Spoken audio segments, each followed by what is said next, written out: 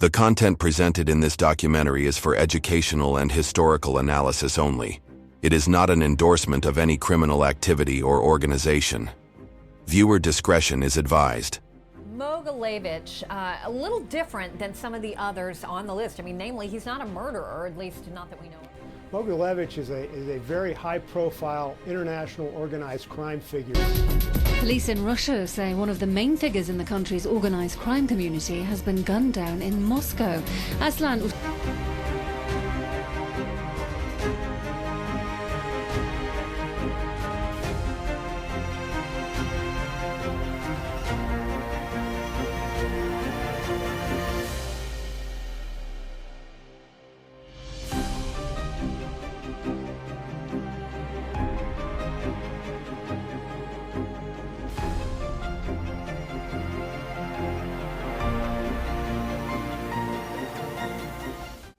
The fall of a superpower.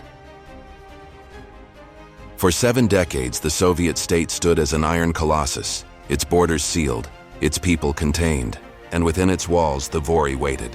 They had been tempered in the frozen crucible of the Gulag, bound by a code and organized into a shadow nation, but they were trapped. Then, history presented them with the greatest criminal opportunity of the 20th century.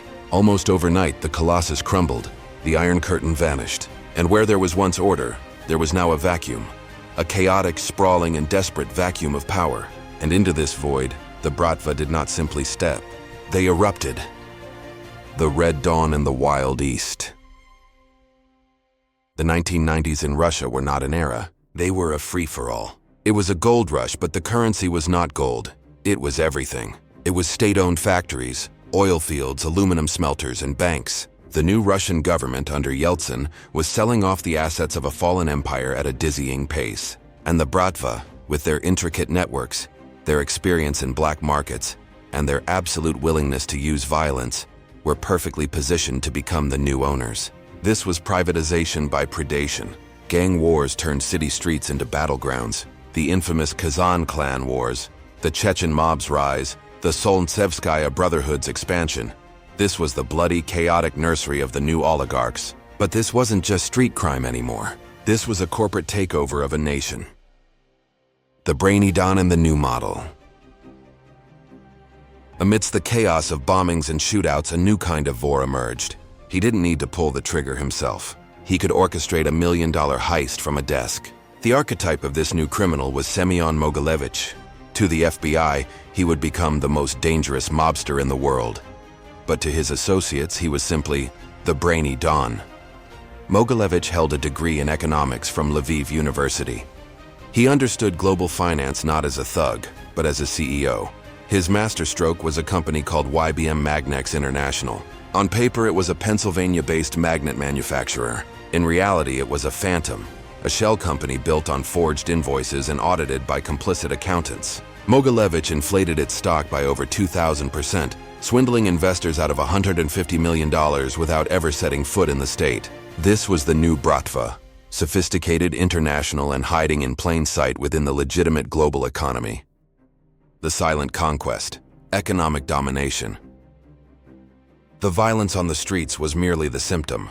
The disease was the silent, systematic conquest of Russia's economy. Analysts estimated that by the late 1990s, the Bratva and their corrupt partners in government controlled over half of all Russia's commercial banks and a staggering 80% of all businesses.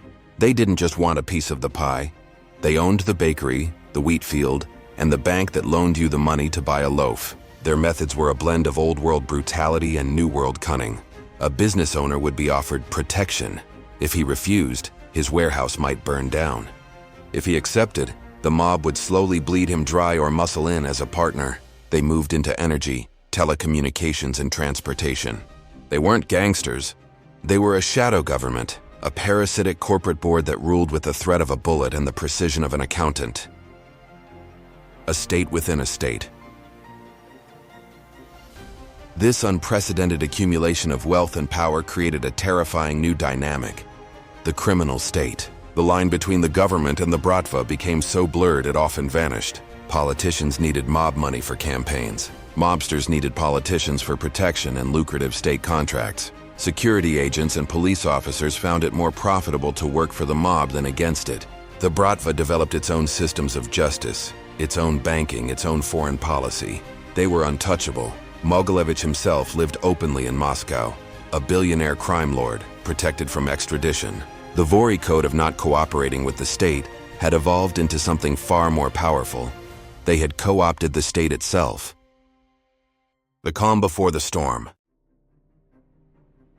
And so, in less than a decade, the Bratva had achieved the impossible. They had transformed from prisoner outcasts into the masters of a new Russia. They sat atop a multi-billion-dollar empire built on the bones of the Soviet Union. They had international reach, political immunity, and an army of soldiers and lawyers. They were at the absolute peak of their power. But empires, by their very nature, attract challengers. And the next threat would not come from rival gangs or even the police. It would come from a newly resurgent Kremlin, and it would force the Bratva to evolve once more, or be destroyed. The conclusion. The era of the Wild East was more than just a period of lawlessness. It was a perfect storm. The Bratva's rise to power was a masterclass in opportunism, a testament to how quickly a highly organized, ruthless force can fill a vacuum left by a collapsing state. Where they succeeded was through brutal adaptation. They evolved from gulag outlaws into corporate raiders, mastering the two languages of modern power, violence and finance. Figures like Semion Mogilevich were the key.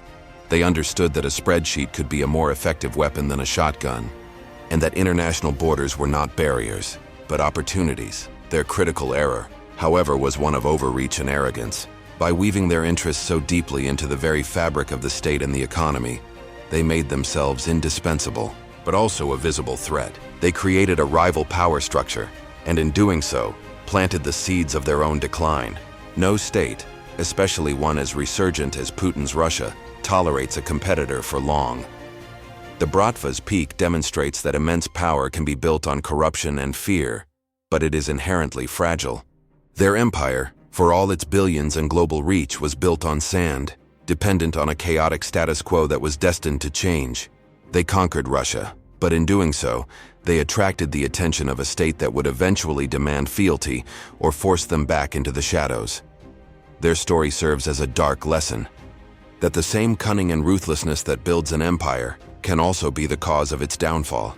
They mastered the art of the grab, but failed to master the art of lasting, legitimate power. And that failure would set the stage for their next great evolution, or devolution, in the modern era.